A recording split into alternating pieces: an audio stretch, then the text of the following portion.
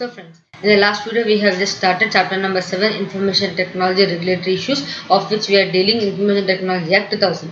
In that we have seen in the video we have completed what are the major objectives of information technology, and we have seen what is meant by authentication of electronic records, and what we have seen what is meant by hash function, and also we have seen how the electronic signature or electronic authentication technique shall be considered reliable. Next we have seen what is meant by recognition of electronic records and what are the powers the central government has as per section 10 of the act in respect of electronic signature. So we have seen these many topics, and in this video we are going to see what are the requirements of various authorities for system control and audit. Authorities mentioned in the book or as per the ICA material is IRDA, Insurance Regulatory Development Authority, RBI, Reserve Bank of India, and SEBI. So let us see what are the various requirements of these three authorities in respect of system audit and system control.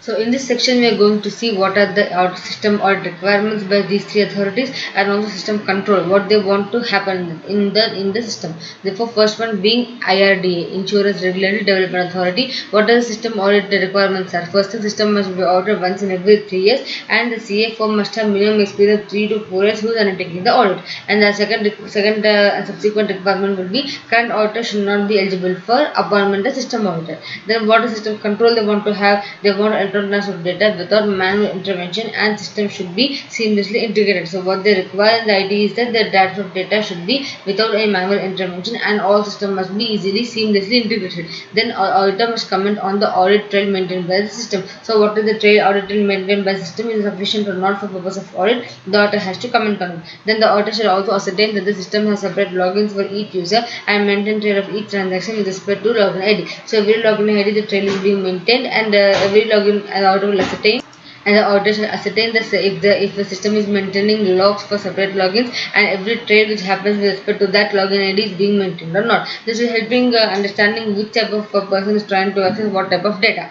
Then any contribution is done by those people, it can be reported to the management, and required access can be taken on them. Then comes the regulatory authority, Reserve Bank of India. What are the system audit requirements are? First is the duty of the first thing as per system audit requirement, the duty of system programmer and designer should not be assigned to same person. Like there must be segregation of duty and should not be assigned to person operating system, and there should be separate person dedicated to the system programmer. Means the programmer and designer must not be the same person who operating system. They must be the different people. Must segregation of duty concept must be followed. Then contingency plan in case of any failure of any system must be introduced and tested. So the audit requirement requires having a contingency plan which can be tested and introduced and tested at periodic intervals. Then appropriate control measures should be devised and documented to protect the computer system from attack from other unwanted elements. Means the appropriate control should be kept, both physical control as well as logical control must be taken care, so that the computer system can be protected from the other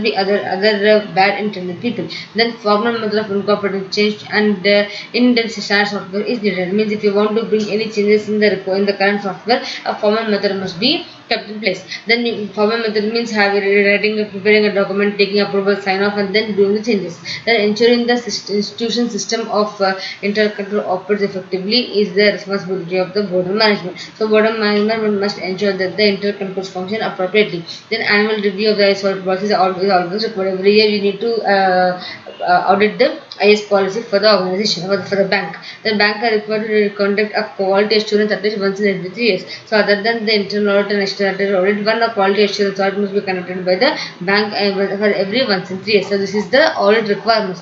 Now what are the different controls that RBI is expecting to have for the bank? First thing, bank requires a separate IS audit function within the internal audit department. So RBI is saying that every bank must have with the internal audit department a separate IS audit function which is led by the IS audit head reporting to the internal auditor. So the head of the IS audit will report to the audit for the information system and report the findings to the internal auditor. The audit function is required to be independent, competent, and exercise professional care. So the person who is doing the IT audit must be independent and must exercise professional care and due diligence. Then the IS audit should be independent of auditee and both in attitude and appearance. The IS auditor must be independent of the auditee, meaning he must be nowhere related to the auditee. To ensure auditor's independence, auditors have access to information and application, and auditors have right to conduct the independent data inspection and analysis. So to ensure that auditor's independence, in order not to hamper his independence, he got access to the information and application, and he has right to conduct independent analysis and data inspection. Therefore, if he is not independent, independent, then he can't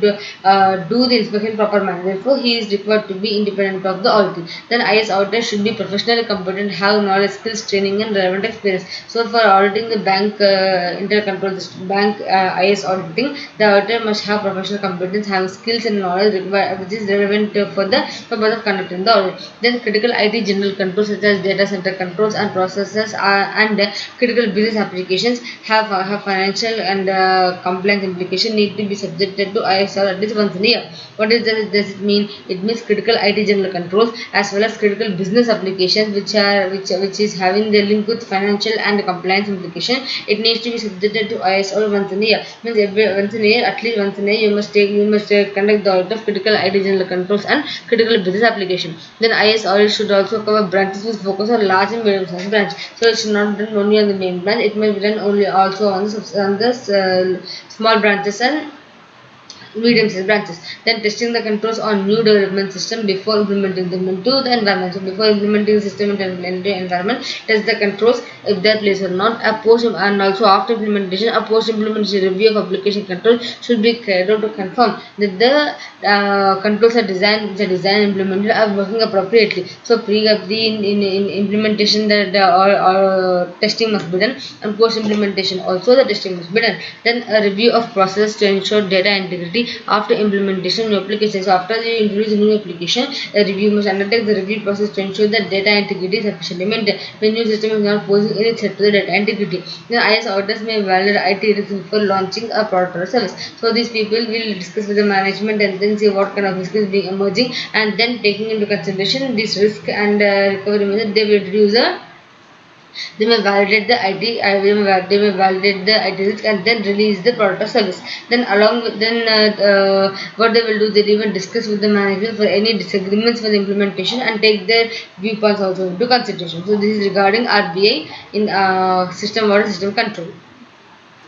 Then, what is the requirement of system audit of SEBI? So, these are the few things which SEBI requires in system audit. What are those? The audit shall be conducted according to the norms, terms, or reference and guidance issued by SEBI. So, how SEBI has issued certain guides, certain norms for audit, or must be done according to those only. Then, the Board of Stock Exchange or Depository must appoint the auditor, and the proposal from the auditor must be given to SEBI for verification. So, at least 3 years experience you must have in the audit. Then comes audit schedule. Audit schedule shall be submitted to SEBI at least 2 months in advance before the audit is going to be taken.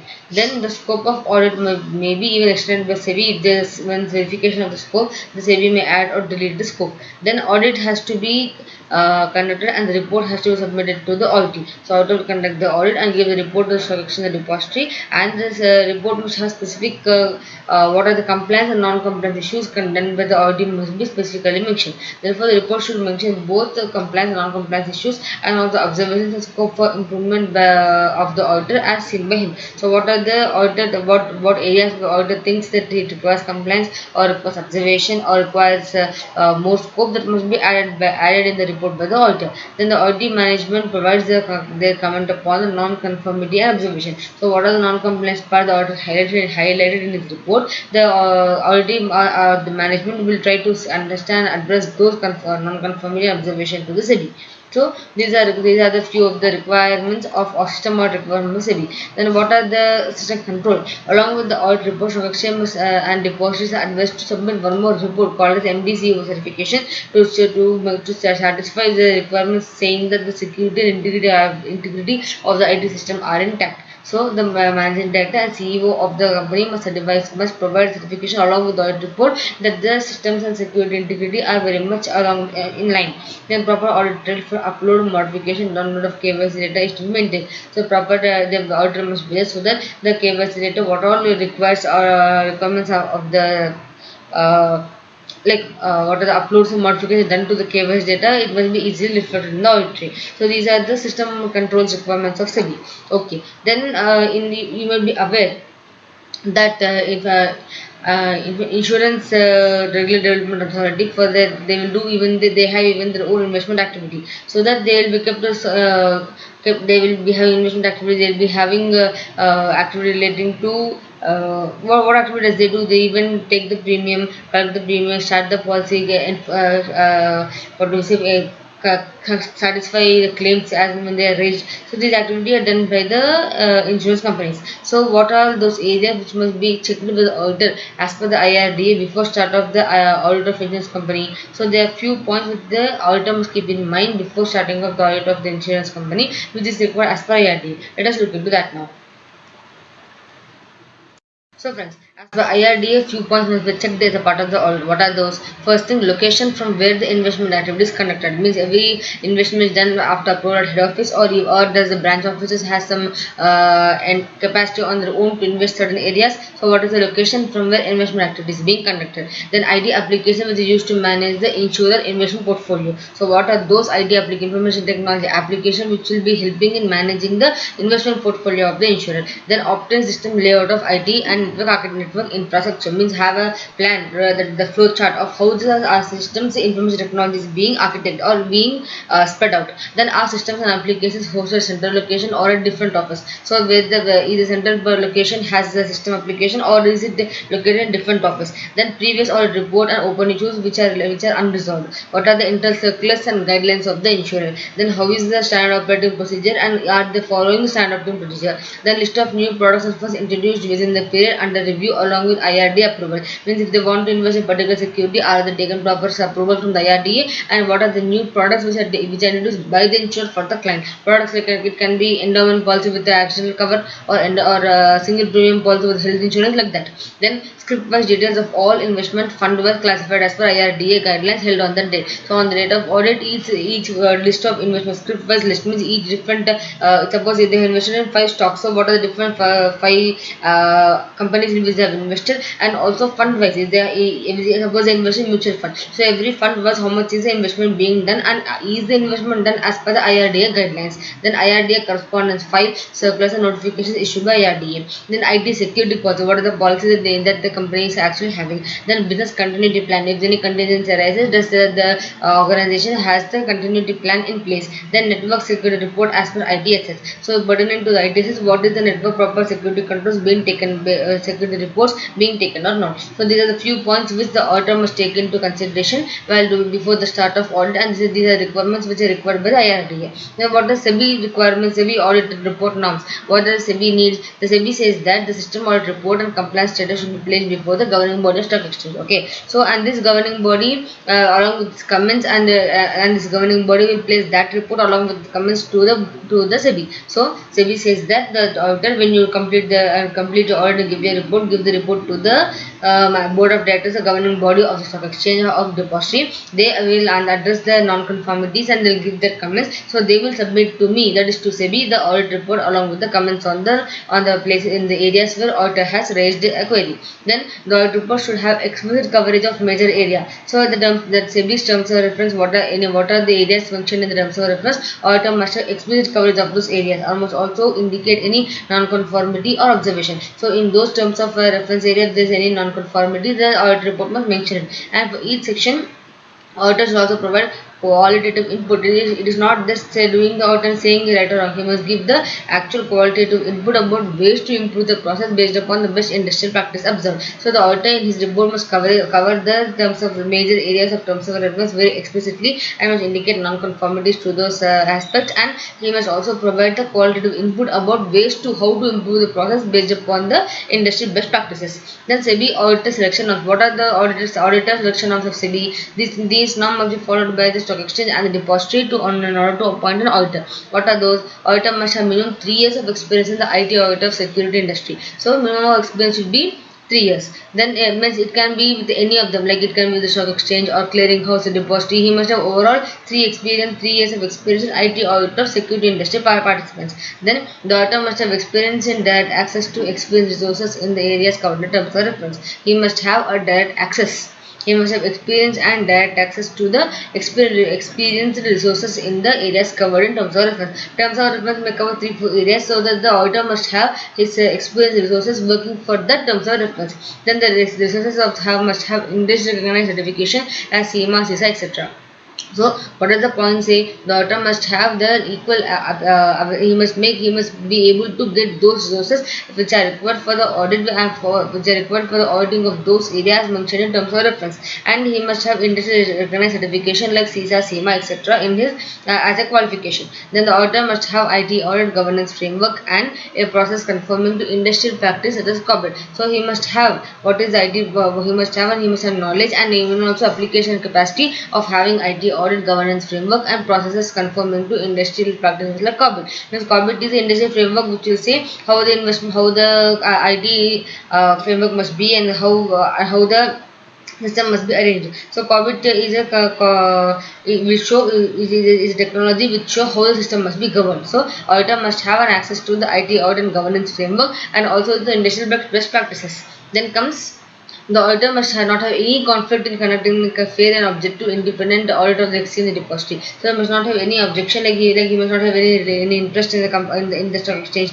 or he must not have any such kind of interest which will be conflicting his role as an auditor and it will be affecting his fair, objective and independent audit. It should not have been engaged over the last 3 years in any consulting engagement with any of the department or units of the entity being audited. Means if you have suppose he is being appointed as just auditor for the stock exchange, he should not be engaged in any activity in the last 3 years with any department of the stock exchange. So he must be completely new to the that particular audit. Then auditor may not have any case pending before it against the previous auditee which will fall under SEBI jurisdiction. Means if he is trying to audit the stock exchange, it will be falling under SEBI jurisdiction. So he must not have any case pending with them, and if they are pending, then it will lead to his unsuitability to the audit, because currently there is some case which is pending against that auditee, and then if you take it out of same person, the auditor may have some restrictions, or he will not perform audit in a good manner, right? Therefore he must not have any case pending against its previous auditee, and if he has those cases pending before the other before the audit, then he may not be selected for conducting the audit. So these are the points which SEBI is requiring for auditor selection norms. Minimum 3 years of experience, their tax to expend resources,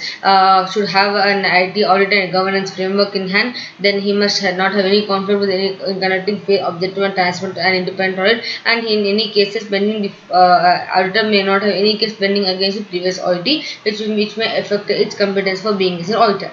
Then just a brief understanding of cyber forensic. What is meant by cyber forensic? Cyber means you can understand the internet. Forensic means a method of investigating and an analysis technique to gather, process, interpret the way and interpret the evidence in which the particular action or particular you can say crime is being committed, so that you can present useful information to the court as a piece of evidence. So if you combine these two things, cyber and forensic thing, you can say that this cyber forensic or cyber investigation will lead to conclusion that it is an investigation methodology for gathering digital evidence to produce in the court of law. This is just a small topic, need to understand what is the definition of cyber forensic. So cyber forensics, we can understand that it is a cyber forensic and cyber investigation. You understand that it is a method of collecting digital data so as to provide digital evidence to the court of law while conducting any crime which has been occurred online. Okay, so in the upcoming video, let us see National Cyber Security Policy